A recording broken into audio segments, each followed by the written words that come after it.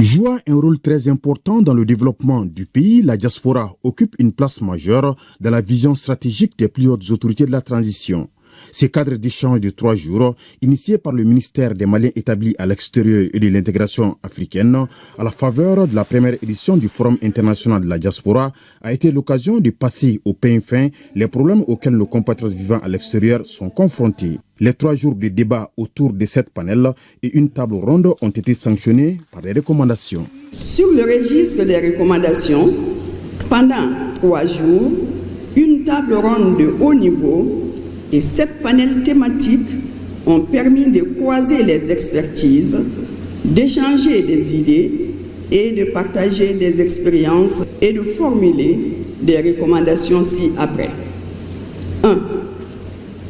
Régionaliser le Forum international de la diaspora et favoriser les investissements croisés, notamment à l'échelle de l'AES. 2. Prendre des mesures idoines pour restaurer la confiance de la diaspora et mobiliser son potentiel. 3. Reconnaître la diaspora comme une entité administrative. 4. Créer des guichets uniques dans les missions diplomatiques pour faciliter l'accueil et l'accompagnement des porteurs de projets. Et ce que nous avons partagé ces derniers jours va bien au-delà d'un programme de panel. Nous avons vu une reconnaissance mutuelle, un mouvement collectif qui marque une étape fondatrice.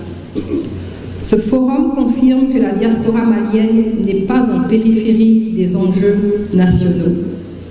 Elle est au centre, force d'innovation, levier de résilience, partenaire de solutions.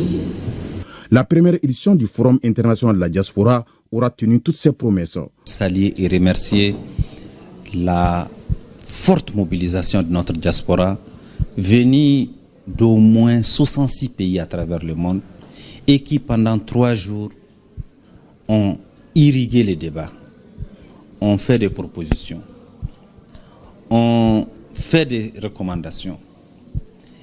Et pendant ces 3 jours, je pense que nous avons consolidé la confiance entre l'État et sa diaspora. Nous sommes soumis à un exercice d'écoute intense avec un sentiment de reconnaissance. Reconnaissance envers le président de la transition, chef de l'État, son Excellence le général d'armée Assimi Goïta, pour avoir cru en nous et en cette proposition, en ce projet de forum. Et reconnaissance envers l'ensemble des membres du gouvernement pour leur solidarité agissante à travers leur présence, aussi bien à l'ouverture qu'à la clôture. Et une mention de reconnaissance spéciale au ministre de l'AIS. Vous l'avez remarqué, ils ont été du début à la fin.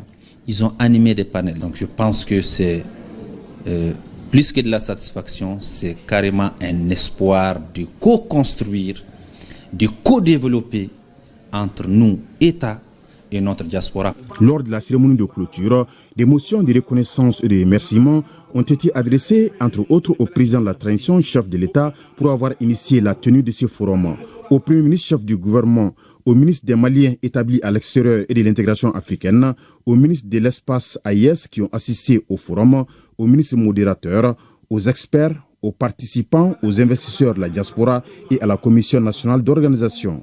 À travers ces forums, le ministère des Maliens établis à l'extérieur et de l'intégration africaine inscrit durablement ses actions dans la dynamique des refondations nationales en cours.